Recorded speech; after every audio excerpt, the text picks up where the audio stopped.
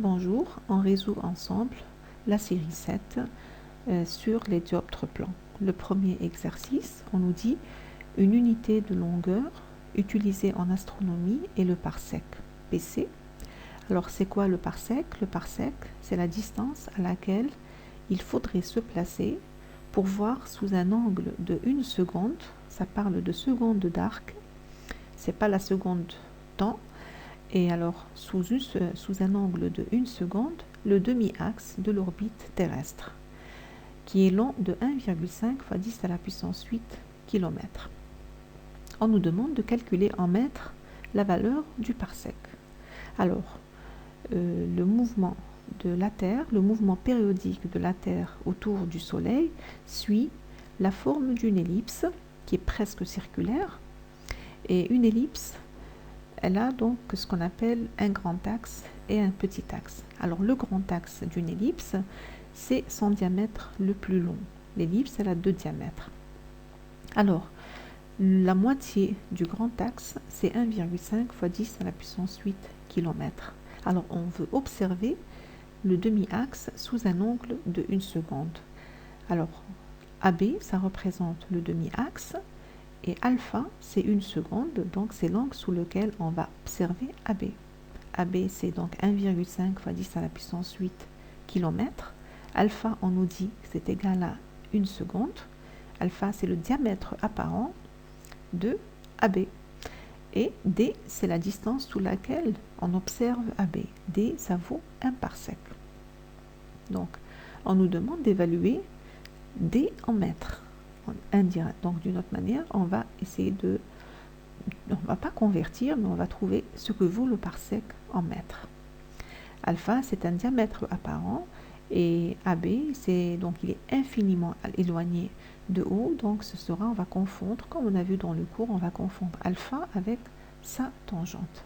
Alors on doit d'abord convertir. On ne travaille pas ni en secondes ni en minutes, on doit convertir en radians.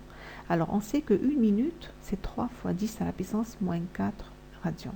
1 minute d'arc, c'est égal à 60 secondes d'arc. 60 secondes, c'est 3 fois 10 à la puissance moins 4 radians.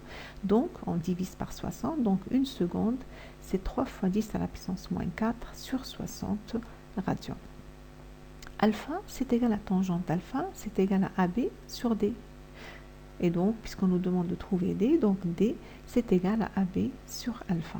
On remplace AB par sa valeur, alpha par sa valeur, et on trouve 3 fois 10 à la puissance moins plus 15 mètres, ce qui revient à dire que 1 parsec, c'est 3 fois 10 à la puissance 15 mètres. L'exercice 2, on nous dit, on considère que 2 points sont aisément discernables à l'œil nu s'ils sont observés sous un diamètre apparent qui est supérieur ou égal à 3,5 fois 10 à la puissance moins 4 radians. C'est-à-dire, nous avons 2 points, pour qu'on ne les confonde pas, pour qu'on puisse dire voilà le point A et voilà le point B, il faut qu'ils soient observés sous un diamètre apparent qui est supérieur ou égal à 3,5 fois 10 à la puissance moins 4 radians. Si c'est inférieur, on ne peut plus distinguer un point de l'autre. Alors, maintenant, on nous dit une feuille comporte 2 traits parallèles distants de H. La distance H entre les 2 traits parallèles, c'est-à-dire c'est le segment perpendiculaire aux 2 traits, à l'un et à l'autre. Un observateur recule à 5 mètres, c'est-à-dire qu'il recule à 5 mètres des 2 traits parallèles. Alors là, on dit la question, quelle doit être la distance minimale H minimum pour que les 2 traits soient discernables à l'œil nu, pour ne pas les confondre, pour ne pas avoir ce qu'on appelle l'effet de mire. La mire, c'est un ensemble de traits parallèles rapprochés. Donc, quand on observe d'une distance assez éloignée, à un certain moment, quand on se rapproche, bien sûr, on distingue un trait de l'autre, mais quand on s'éloigne, on ne distingue plus. Les traits semblent confondus. Alors, voilà les 2 traits parallèles. La distance H, donc c'est ce segment perpendiculaire aux 2 traits parallèles. On désigne par A un point d'un premier trait et du premier trait, et par B le point du deuxième trait. Si on arrive à discerner un trait de l'autre, ça veut dire qu'on va discerner le point A du point B. Alors, l'observateur, quand il recule à 5 mètres, il observe les 2 traits, ça veut dire qu'il va observer AB. AB, donc la distance, le segment AB qui a une longueur H. Et alpha, donc, c'est l'angle sous lequel il va observer ce segment AB. Sachant qu'il se place à la distance OA qui est égale à 5 mètres. Alors, alpha, c'est un angle faible, parce que 5 mètres, il est éloigné par rapport à ces deux traits parallèles. Les deux traits, ils sont rapprochés. Alors, alpha, c'est un angle, c'est un diamètre apparent, c'est un angle très faible, donc il sera confondu, on confond alpha avec tangente alpha. Et on va dire, alpha, c'est égal à H sur OA. H, c'est l'opposé, et OA, c'est l'adjacent. Et quelle est la condition pour distinguer, ou bien pour discerner A de B? Le premier paragraphe de l'exercice, qu'est-ce qu'ils nous disent? Pour pouvoir discerner à l'œil nu deux points, il faut qu'ils soient observés sous un angle qui est supérieur ou égal à 3,5 fois 10 à la puissance moins 4 radians.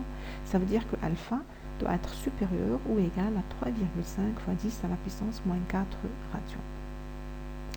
Voilà, donc c'est ça la clé de l'exercice. Maintenant, ça devient juste un calcul. OA, c'est 5 mètres. H sur OA, c'est supérieur ou égal à 3,5 fois 10 à la puissance moins 4. Alors, on va multiplier par OA des deux côtés. Ça veut dire H supérieur ou égal à OA fois 3,5 fois 10 à la puissance moins 4. On remplace OA par sa valeur qui est égale à 5 et on obtient H supérieur ou égal, c'est la condition, il faut que H soit supérieur ou égal à 17,5 fois 10 à la puissance moins 3 mètres, c'est-à-dire 17,5 mm. Donc la condition pour que l'on puisse discerner un trait de l'autre, il faut que la distance minimum qu'il y a entre ces deux traits parallèles soit égale à 17,5 mm. Plus que ça, c'est bon, parce que quand ils sont très espacés, on les discerne. Moins que 17,5, on ne les discerne plus. L'exercice 3, on nous dit l'angle critique d'une surface liquide R est de 57 degrés.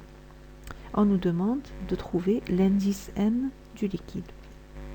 Alors on nous dit que la surface est une surface liquide R. Et on sait, donc on a un dioptre, c'est une surface plane. Voilà, on a un dioptre. Et dans ce dioptre-là, on nous dit la surface c'est liquide, ensuite R. C'est-à-dire N1 c'est N liquide et N2 c'est NR. NR c'est 1. Autrement dit, le premier milieu, c'est-à-dire le milieu d'incidence, c'est le liquide et le milieu de réfraction, c'est l'air. L'incidence se fait dans le liquide. Alors, puisque, comme on a vu dans le cours, on a vu que lorsque N1 est supérieur à N2, on atteint le rayon réfracté fait un angle pi sur 2 avec la normale, lorsque le rayon incident fait un angle L avec la normale. C'est-à-dire, puisque N1 est supérieur à N2, on va parler d'un angle de réflexion totale. Ici, l'angle L, c'est 57 degrés. Et comme on vient de dire, on parle d'un angle de réflexion totale. Voilà. À partir de la phrase surface liquide R, on déduit que N1 c'est N liquide, N2 c'est NR. On sait que NR c'est presque N vide, c'est égal à 1. Et 1 c'est la plus faible valeur pour l'indice de réfraction. Et N liquide c'est toujours plus grand que NR parce que N en général c'est C sur V. La vitesse de propagation de la lumière dans le vide, elle est toujours supérieure à la vitesse de propagation de la lumière dans n'importe quel milieu matériel. Milieu matériel, c'est-à-dire milieu qui contient de la matière. Le liquide, c'est un milieu matériel. Bien. Alors, et on a vu dans le cours, pour rappel, que lorsque l'incidence se fait dans le milieu le plus réfringent, c'est-à-dire qu'il y a le plus fort indice de réfraction, alors on parle d'un angle limite qu'on appelle l'angle de réflexion totale. Alors pour trouver N, on va appliquer la loi de Descartes. Qu'est-ce qu'elle dit la loi de Descartes? Elle dit N1 sinus I c'est égal à N2 sinus R. N1 ici c'est N, N2 c'est 1. On remplace, c'est-à-dire N sinus 57 degrés, parce que I c'est l'angle d'incidence qui est limite, c'est 57 degrés. C'est 1 sinus pi sur 2, parce qu'on sait que lorsque l'incidence elle vaut, donc l'angle d'incidence vaut L, l'angle de réfraction vaut pi sur 2.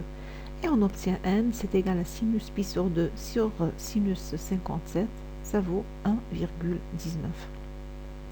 L'exercice 4, on nous dit un individu désire installer au fond de sa piscine une lumière, de façon à ce que le pinceau qui en émane, c'est-à-dire le pinceau qui émane de cette lumière. Et on rappelle, c'est quoi le pinceau? C'est un faisceau étroit. Alors, le pinceau qui va sortir de la source de la lumière, qu'est-ce qu'il va faire? Il veut que ce pinceau-là éclaire horizontalement la surface de l'eau. Donc, il va placer une source de lumière dans le fond de la piscine, de sorte à ce que le rayon qu'elle va envoyer, il va donc éclairer la piscine de façon horizontale. Alors, quel angle? La question, quel angle fond donc entre le fond de la piscine et le pinceau lui procurera cet effet, c'est-à-dire quel angle vont faire le fond de la piscine et le pinceau lumineux, qui va permettre d'avoir cet effet, l'effet d'éclairer horizontalement l'eau. Alors, on répond, la piscine, donc nous avons l'indice de réfraction de l'eau, c'est n, l'indice de réfraction de l'air, c'est 1. Comme la source, elle est à l'intérieur de l'eau, donc elle va envoyer un rayon incident qui va arriver dans l'eau et qui va aller se réfracter dans l'air. Notre dioptre donc est le dioptre dN1, parce que N, c'est le milieu d'incidence.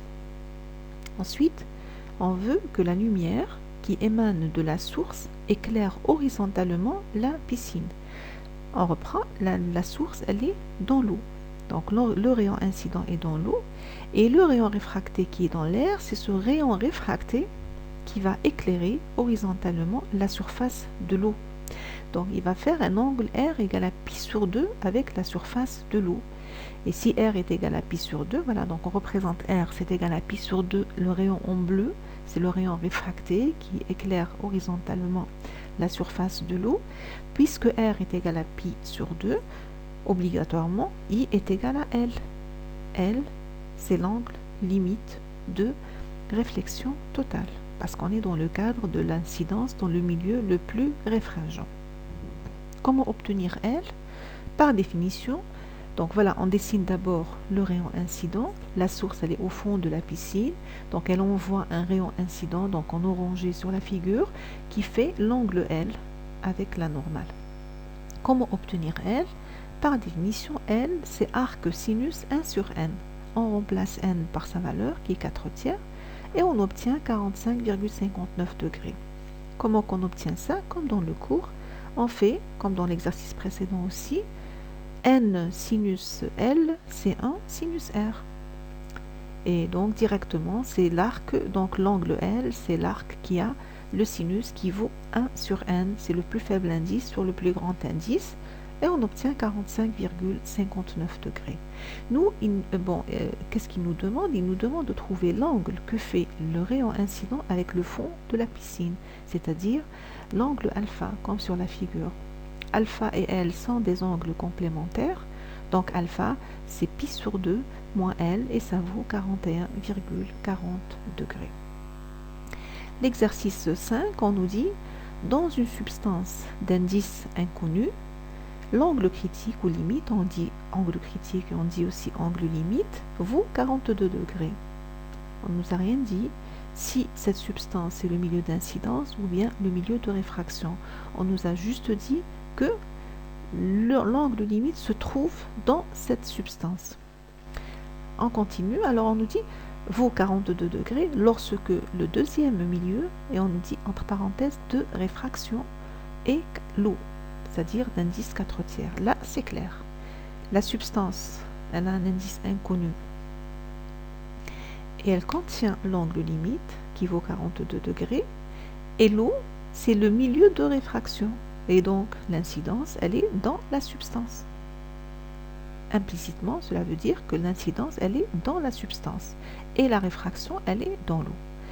Ensuite, on nous dit, sachant qu'un pinceau lumineux se propageant dans cette substance possède un angle d'incidence de 28 degrés, quel est l'angle de réfraction dans l'eau? On est toujours avec le même dioptre, le dioptre substance eau. Il s'agit de quoi comme substance, mais le dioptre c'est substance eau parce que l'incidence elle est dans la substance. Alors on nous dit lorsque l'angle d'incidence est limite, la réfraction, elle est dans l'eau. Alors, lorsque le deuxième milieu est l'eau. Donc, la réfraction, ça veut dire si I est égal à L, donc obligatoirement, R est égal à pi sur 2. Et ensuite, on nous dit, lorsque l'angle d'incidence, toujours dans la substance, est 28 degrés, que vaut l'angle de réfraction dans l'eau? Alors, on répond en reprenant les idées qu'on vient donc d'énoncer. Alors, qu'est-ce qu'on sait concernant la substance? D'abord, le dioptre, c'est N1, N2. N1, c'est l'indice de réfraction de la substance, qui contient aussi l'angle limite qui est égal à 42 degrés. Et l'eau, c'est d'incident de milieu, donc le réfraction, donc l'indice de réfraction de l'eau, c'est N2, qui est égal à 4/3. Et le dioptre, c'est substance, ensuite eau. L est dans le milieu d'incidence.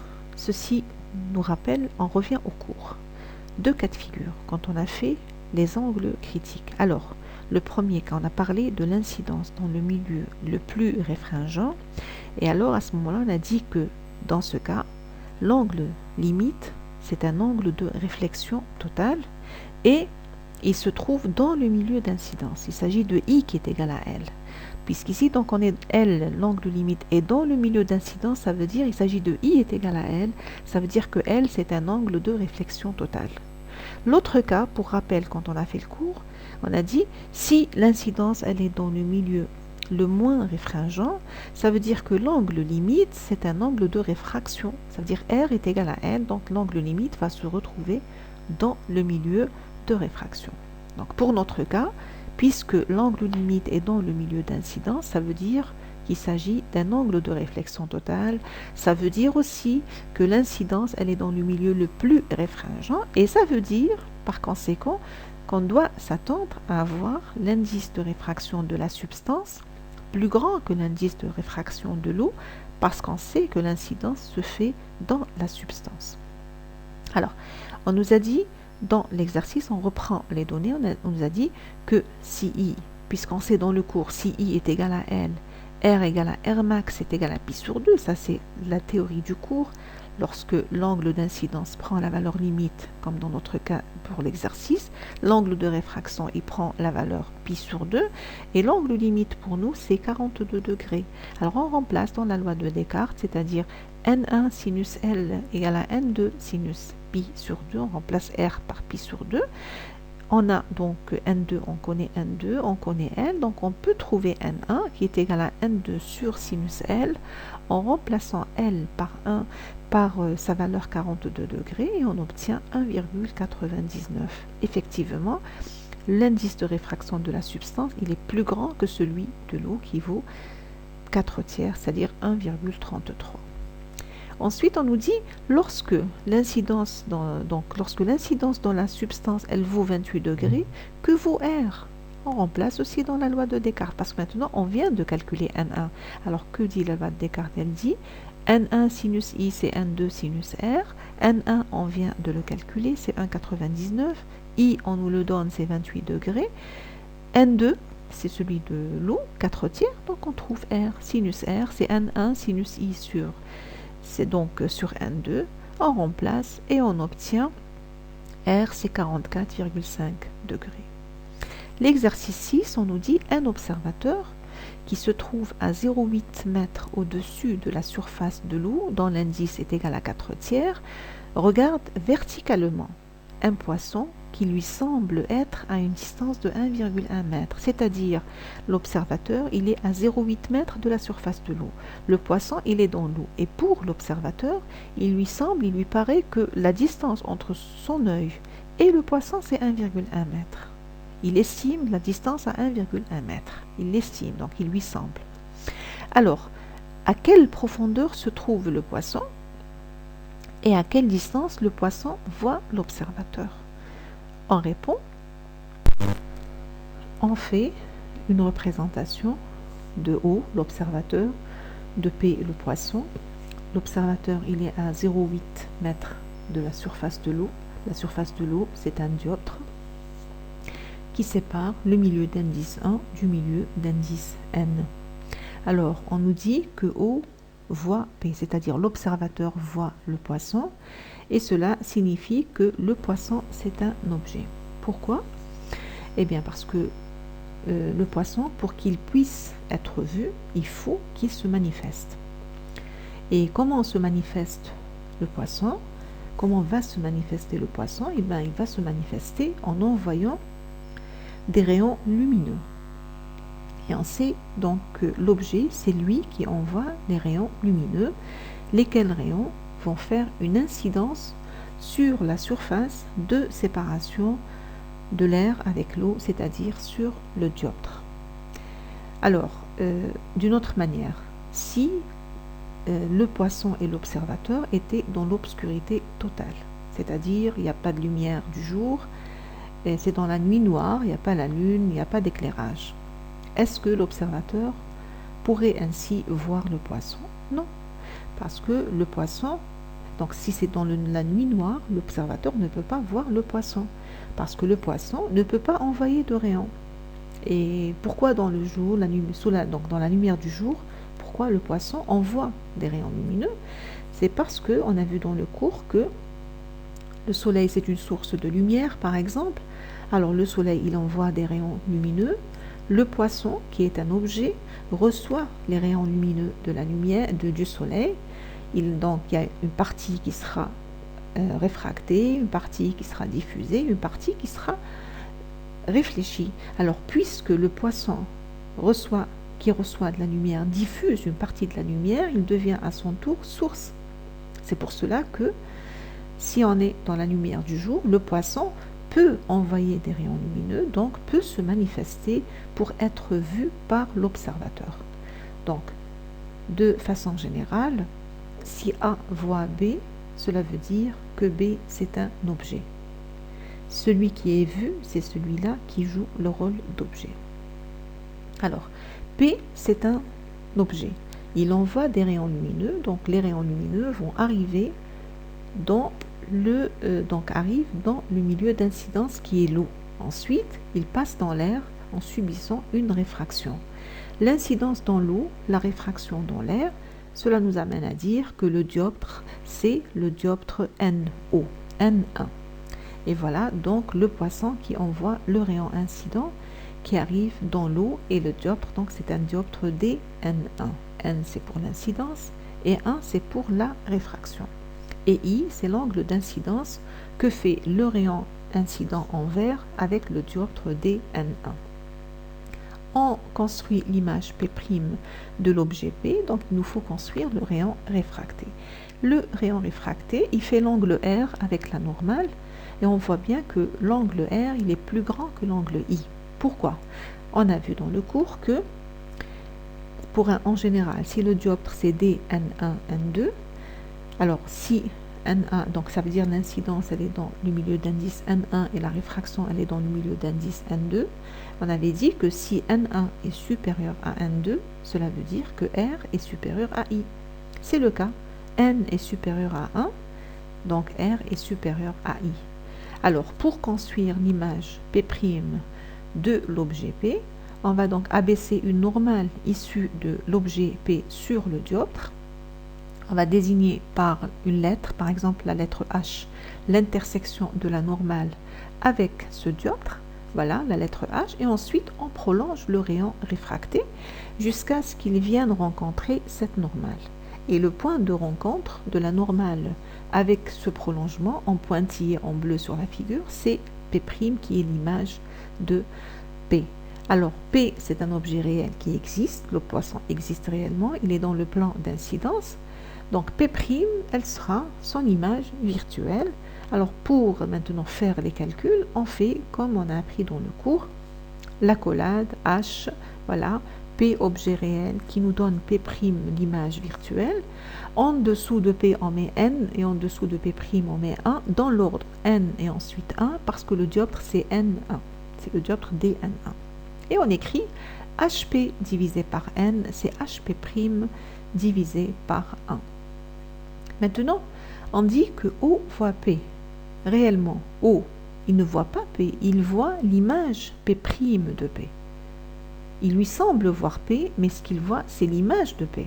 Alors, dans l'exercice, on nous dit la distance à laquelle lui paraît être situé le poisson, elle est de 1,1 mètre. Donc, il parle de la distance entre O et P', parce que ce qu'il voit, c'est P', non pas P. Donc, OP', c'est 1,1 mètre. Il lui semble. Et donc, on sait très bien que, voilà, on voit bien que de O à P', c'est plus faible que de O à P. Et on sait très bien que lorsque dans l'eau, les objets qui sont dans le fond de l'eau nous semblent plus proches. Quand on enfonce la main pour retirer un objet qu'on laisse tomber dans l'eau, il nous semble que c'est proche, alors qu'en fait, l'objet, il se trouve à une distance, à une profondeur plus grande. Et c'est le cas, on voit sur la figure que de O à P', c'est plus faible que de O à P. Alors, de O à P', c'est égal, sur la figure, c'est OH plus HP'. Puisqu'on nous demande de trouver la profondeur à laquelle se trouve le poisson, c'est-à-dire on nous demande de calculer HP. Alors on commence par calculer HP'. Alors HP', c'est OP' moins OH.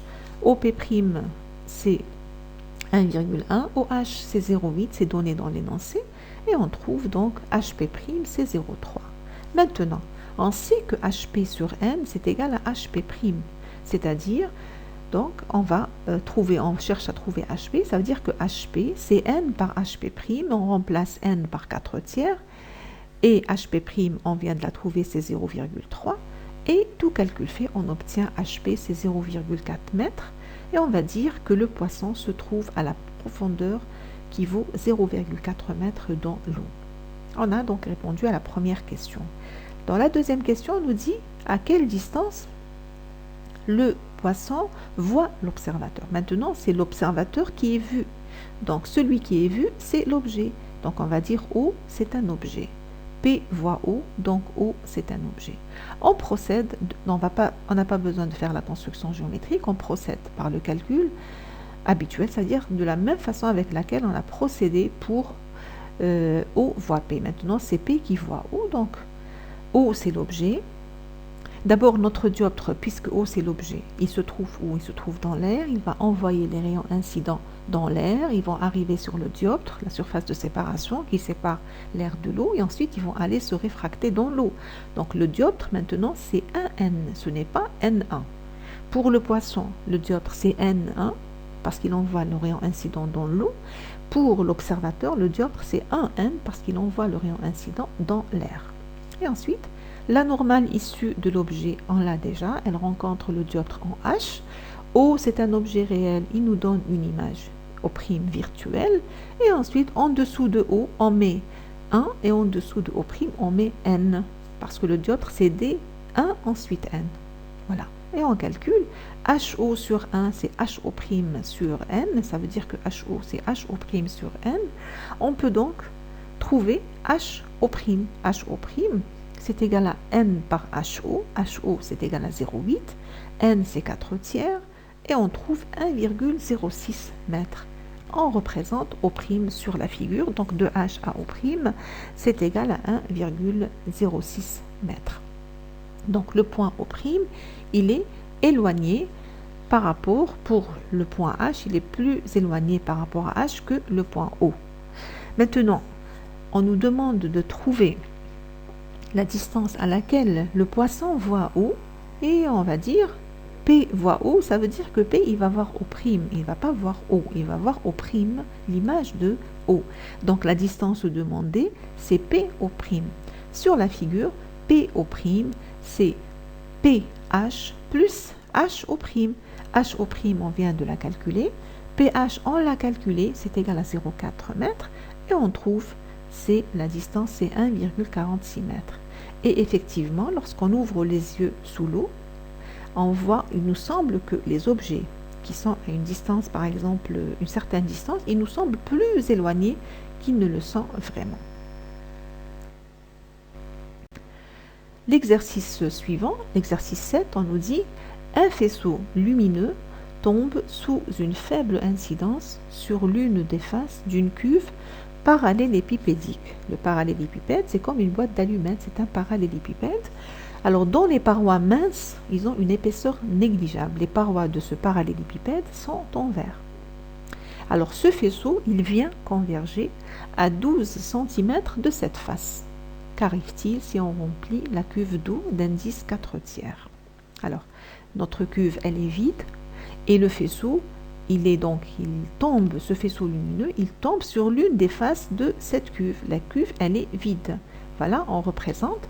Alors, ce faisceau-là, il converge en A. Il a le point A, il se trouve à 12 cm de la face considérée. Et là, la paroi, elle est très mince, donc on va considérer, c'est comme si qu'elle n'existe pas. Parce que si elle était épaisse, on aurait eu, donc le vaisseau, il serait arrivé dans l'air, ensuite il va traverser le verre de la paroi, ensuite il va ressortir dans l'air ensuite, par la fin. Et donc ici on va dire que la paroi c'est comme si elle n'existait pas. C'est pour cela aucune déviation, on n'a aucune déviation dans le cheminement du faisceau en verre, de couleur verte. Alors, le faisceau, puisque c'est une cuve vide, le faisceau il converge au point A. On va remplir la cuve d'eau. Voilà. Si on remplit la cuve avec de l'eau, voilà, l'eau elle est représentée en bleu. Alors on voit disparaître le point A, parce que le point A il ne va plus figurer à sa place. Donc il va disparaître et être remplacé par autre chose qui sera son image. D'abord, ainsi, le point A c'est un point objet. Comme on a vu dans le cours, le point objet A, pourquoi il est objet? Parce que c'est un rayon, il est obtenu grâce à des rayons incidents. Ils sont où les rayons incidents? C'est les rayons qui arrivent sur le dioptre R et ensuite O. Avant de remplir la cuve d'eau, on n'avait pas de dioptre. C'était l'air à l'extérieur et l'air à l'intérieur et la face, elle était presque inexistante. En remplissant la cuve d'eau, on obtient un dioptre, l'air, ensuite l'eau. Et la surface de séparation, elle est négligeable, donc c'est comme si qu'elle n'existait pas. Donc c'est effectivement un dioptre RO. Alors, la cuve est remplie d'eau, donc le dioptre c'est 1N. On vient de dire le dioptre RO, donc le dioptre c'est 1N parce que l'incidence, elle est dans l'air. Si l'incidence est dans l'air, ça veut dire on va avoir une réfraction dans l'eau. Et comme on a vu dans le cours, le faisceau il va converger en un point A', comme voici, qui est donc éloigné de la face par rapport au point A et fait exactement la figure qu'on avait faite dans le cours. Donc le point A', il est plus éloigné par rapport à la face considérée que le point A. Et donc la normale issue de l'objet, elle est représentée en rouge, elle rencontre le dioptre au point O. A', c'est une image réelle parce que A, c'est un objet virtuel. Pourquoi A, c'est un point objet virtuel? C'est parce qu'il ne se trouve pas dans le plan d'incidence. Le plan d'incidence, c'est le plan qui contient le rayon incident, le rayon en vert, le quart du plan qui contient le rayon en vert. A, c'est un point objet qui est obtenu grâce au rayon incident, mais il ne se trouve pas dans le plan d'incidence. Et pour le dioptre plan, c'est l'inverse. L'objet réel donne une image virtuelle et l'objet virtuel donne une image réelle.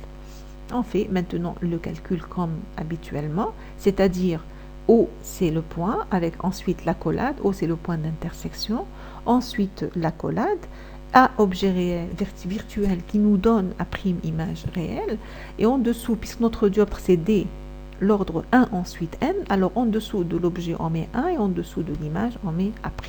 Et on lit OA sur 1, c'est OA' sur N, c'est-à-dire OA c'est OA' sur N. Et donc OA' c'est N fois OA, on calcule N, en remplaçant N par 4/3, OA par 12, 12 multiplié par 4/3, c'est 16 cm. Et on va dire donc que le faisceau, si on remplit la cuve d'eau, le faisceau converge à 16 cm de la face de la cuve, la face qu'on a considérée.